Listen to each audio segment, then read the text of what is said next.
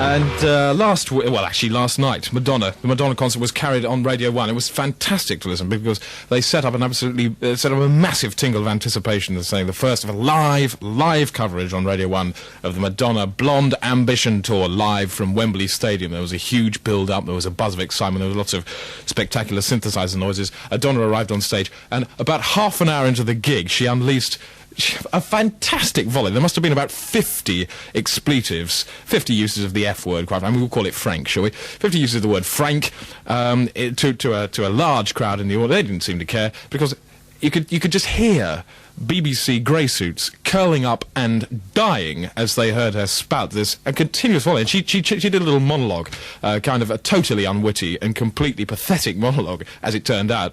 She could have been funny about it, but she wasn't. She just said, "This word, right, this word frank, right? What's wrong with this word frank? Frank is the reason you're here. Frank is the reason I'm here." "You bet it is, darling. Certainly not telling the reason you're there. Frank! Frank you! I want to mind Frank everybody," she said. This is Madonna's new sophisticated image. Of course, this kind of behaviour results in a strong and extremely large volley of complaint calls put through to the BBC, doesn't it? BBC? Good morning. Complaints office, please. Radio? Yes. Yep.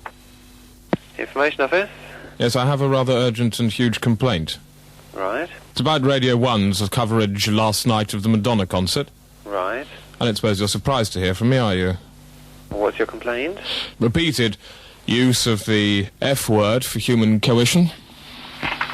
Good, write it down. F-U-C. Well, your definition of the word, I understand the word you're referring to. Splendid. I expect COR1 will have to sack himself. Well, all I can do is to register your complaint for you.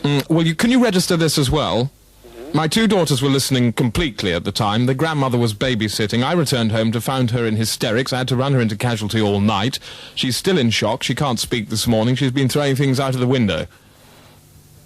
Your complaint will be passed on to the BBC's Board of Management. Yes, but I need some rather more urgent action. Well, I'm afraid there's nothing else that I can offer. Well, what can I say to the children? They're going round shouting this F word and saying F and mind F. What can I do? Well, I suggest, you are a parent. I suggest that that's something that you'll have to work out for yourself. Yes, well, in the normal run of events, I would not have put them by this kind of language, and therefore wouldn't be having to deal with this. I can't advise you on what a parent I'm very close to hitting the roof. Well, I suggest you calm down, because that will achieve nothing. Shouting F and mind, well, I could break something. That's not going to help, is it? Ah! Oh, for goodness sake. Would you like to leave your name? Yes, I would. Well, calm down and give it to me. Ah! Yeah. I suggest you ring back when you're in a little more sensible frame of mind. I can't... Ah!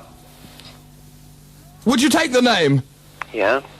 Okay, the surname's Pitt, P-I-D-D-E. P-I? D-D-E. Yeah. And... Ah! Damn! And what's the first name, please? Stu. Okay, thank you very much for your... Have you got the name? Yes, I have. Yeah! Well, can you tell me it? Stu Pidd. That's right.